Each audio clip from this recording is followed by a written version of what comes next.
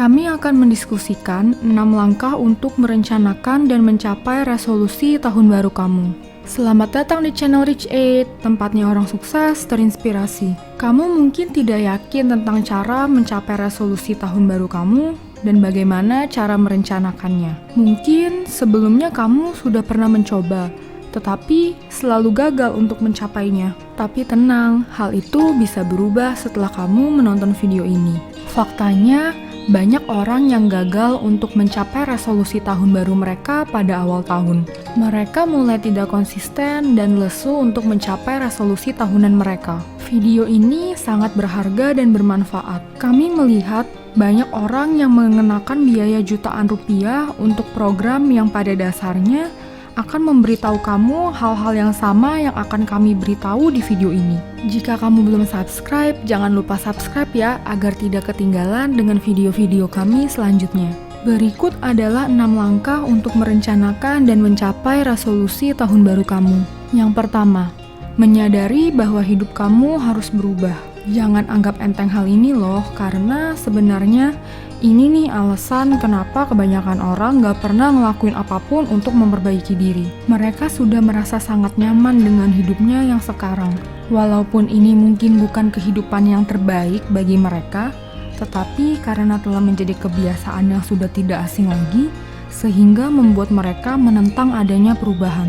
Untuk dapat merencanakan resolusi tahunan kamu gak bisa nih hanya bersembunyi doang dan duduk-duduk diam tanpa melakukan apapun. Kamu perlu menghadapi kenyataan tentang siapa kamu. Siapa sebenarnya kamu saat tidak ada yang melihat. Coba lakukan latihan ini. Duduklah di depan cermin dan tataplah diri kamu sendiri. Inilah diri kamu. Apapun keadaannya, coba akui itu. Jika kamu cuek, akui bahwa kamu memang cuek. Kamu tidak pernah membaca atau mendidik diri sendiri. Jika kamu sedih, akui itu juga. Lalu kamu tulis daftarnya dan cari tahu apa yang membuat kamu menjadi seperti itu. Coba untuk membangun ilustrasi paling akurat tentang siapa kamu sebenarnya ketika tidak ada yang melihat. Saat kamu memahami bahwa kamu tidak bisa terus-terusan seperti ini, bahwa kamu tidak lagi ingin menjadi pecundang di mata kamu sendiri, bukan di mata orang lain, saat itulah baru kamu benar-benar bisa berubah. Tanpa momen kesadaran yang dalam ini, bahwa saya tidak ingin lagi seperti ini, hidup saya perlu berubah, ini bukan hal yang saya inginkan.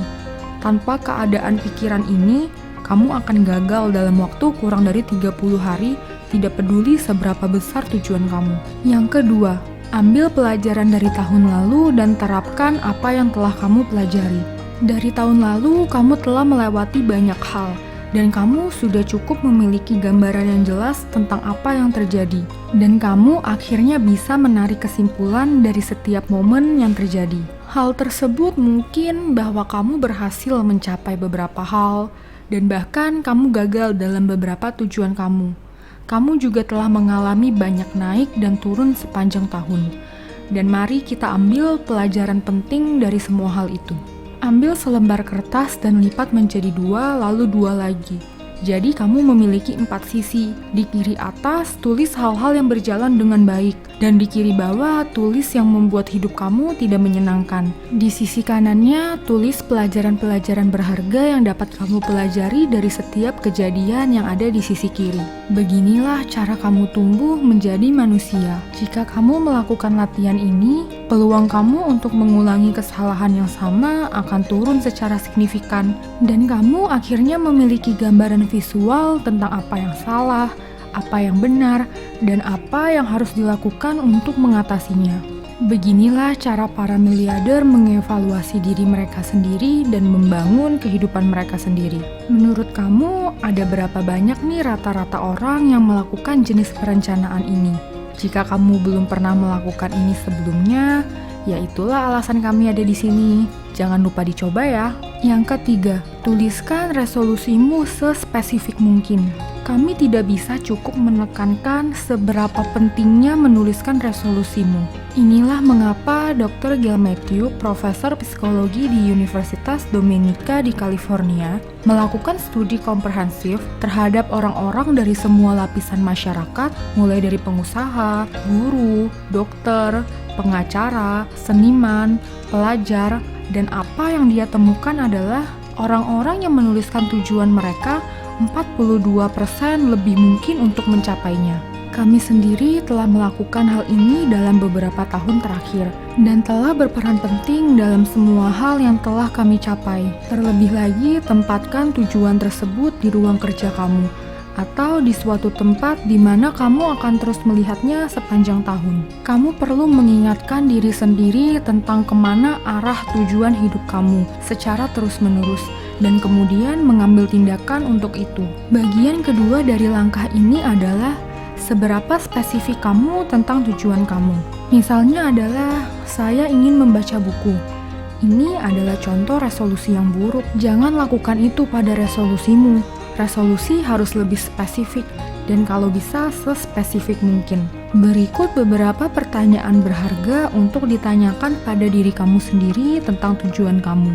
Seberapa banyak, kapan, bagaimana saya akan melakukannya, dan alat apa yang saya butuhkan, tindakan apa yang saya butuhkan untuk memulai, tindakan apa yang harus saya hentikan untuk mencapai tujuan saya. Kamu perlu memasukkan banyak tenaga dan pikiran di dalam proses ini jika kamu benar-benar ingin mengubah hidup kamu. Tujuan tanpa rencana hanyalah keinginan. Yang keempat, membuat langkah atau tingkat lebih kecil untuk mencapai tujuanmu. Tujuan tidak harus ditangani secara keseluruhan, tetapi bisa sebagai level permainan. Dalam sebuah permainan, kamu tidak bertarung langsung dengan bos terakhir, bukan?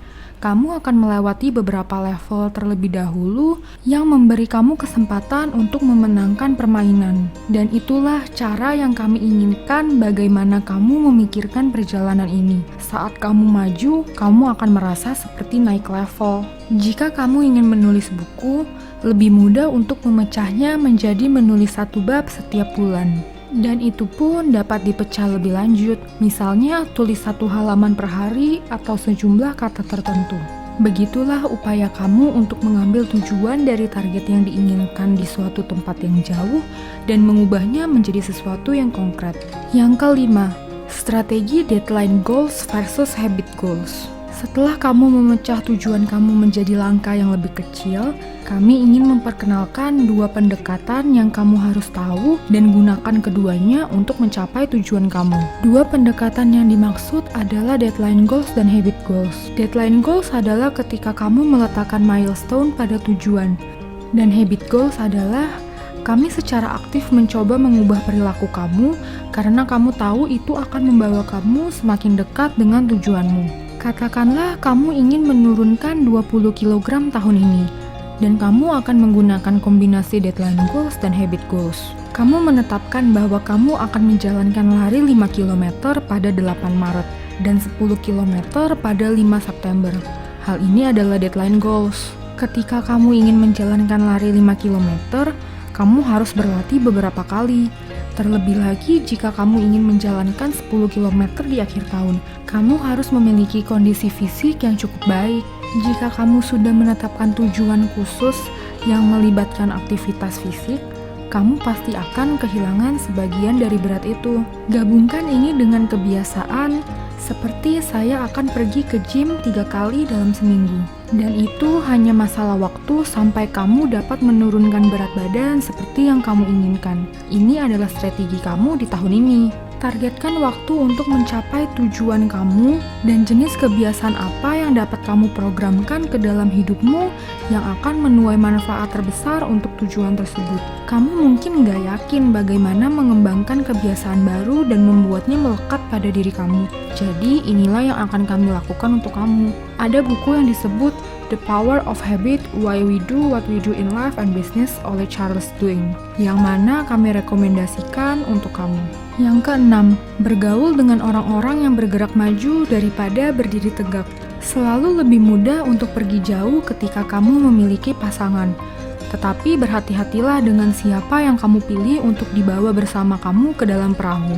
Ada beberapa orang yang akan mendayung di samping kamu, sementara yang lain hanya akan menjadi beban di dalam perahu. Ada keuntungan strategis loh untuk mengelilingi diri kamu dengan orang yang giat. Tidak masalah jika kamu suka atau tidak. Kamu harus tetap mengelilingi diri kamu dengan orang-orang yang berkualitas. Tip profesional adalah temukan orang yang melakukan apa yang kamu rencanakan. Jika kamu ingin pergi ke gym, temukan seseorang yang sudah rutin pergi ke gym. Meniru mereka yang sudah melakukannya, dan dalam waktu singkat, kamu akan menjadi salah satu dari mereka. Kami ingin berterima kasih karena telah menonton, dan pastikan untuk like dan subscribe ya, agar kamu tidak melewatkan video selanjutnya. Sampai jumpa di video berikutnya, Rich Haters.